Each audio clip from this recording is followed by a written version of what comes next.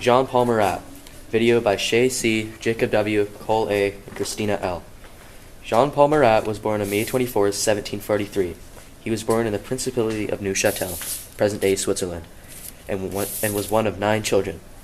His parents were Jean Marat and Louise Cabral, a former Catholic priest turned Protestant and a runaway French woman. Very little of Marat's childhood is known, but after his mother died when he was 16, he left the University of Neuchâtel and went to France. He studied medicine in France, and then moved to England to further his studies. He got an honorary medical degree in 1775 and in 1776. He moved back to Paris. His reputation as a great doctor grew until he was known all around Paris, and many of the great doctors and scientists of the day admitted his influence in the medical world. Marat was also very popular with the lower classes in 1789. He began publishing his journal called L'Ami du Peuple, which means the friend of people. Marat joined the Convention, which was the legislature of France for 3 years, and was a vigorous member. He was blamed for several massacres around France because of his speeches and ideas for the revolution.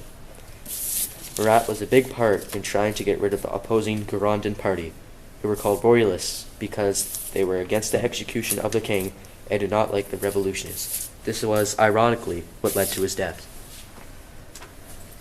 Marat attacked the Girondins through the media until they finally tried to get him arrested. Marat went into hiding until he was caught and brought to court, where he made such a touching and inspirational and convincing speech that the court decided to let him go and instead unseated and then arrested the Girondin party. However, while Marat had been in hiding, he had contracted a skin disease that was extremely uncomfortable. He had to constantly take baths to relieve the pain, and he retired from the convention to just write his journal.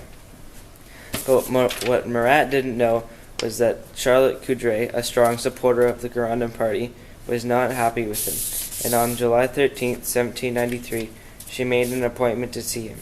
However, she assassinated him and left a note in his hand for everyone to see.